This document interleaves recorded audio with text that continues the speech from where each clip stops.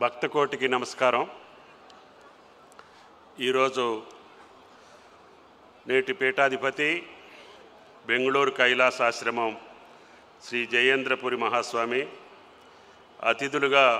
Tripura high court న్యాయమూర్తి justice Amarnath Goud గారి దంపతులు, అదేవిధంగా కర్ణాటక హైకోర్టు జస్టిస్ శ్రీమతి పెరుగు శ్రీ సుధా గారు, అదేవిధంగా పెద్దలు గౌరవనీయులు రాష్ట్ర నీటిపారుదల శాఖ అమాత్యులు ఉత్తమ్ గారికి, సతీమణి పద్మావతి గారికి, నా మిత్రులు ఈరోజు రవాణా శాఖ అమాత్యులుగా ఉన్నటువంటి పెద్దలందరికీ, వారి సతీమణి గారికి, ఈ రోజున ఎమ్మెల్యే భక్తుల లక్ష్మారెడ్డి గారికి, ఈ యొక్క మహా ఉత్సవాన్ని నిరాఘాటంకంగా నడిపించేటటువంటి శక్తిని ఆ పరమేశ్వరుడు భక్తి టీవీ యాజమాన్యానికి, నరేంద్ర చౌదరి గారికి, రమాదేవి గారికి, వారి యొక్క సంకల్పాన్ని సంపూర్ణంగా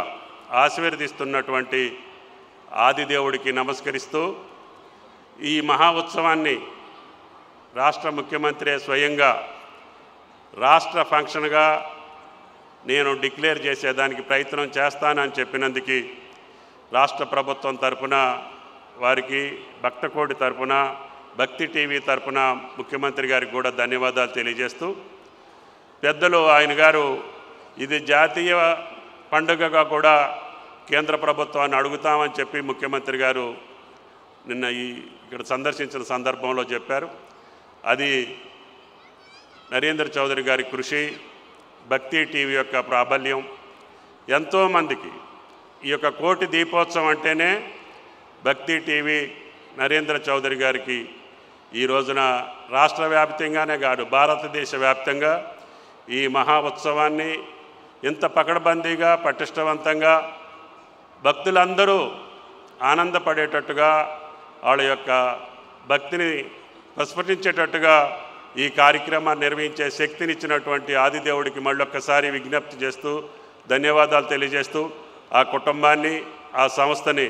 దినదిన ప్రవర్ధమానంగా ఇంకా శక్తినిచ్చి ఈ మహా పండుగని మహా ఉత్సవంగా జరిపే శక్తినివ్వాలని చెప్పి భగవంతుడిని కోరుకుంటూ సెలవు. Thank you.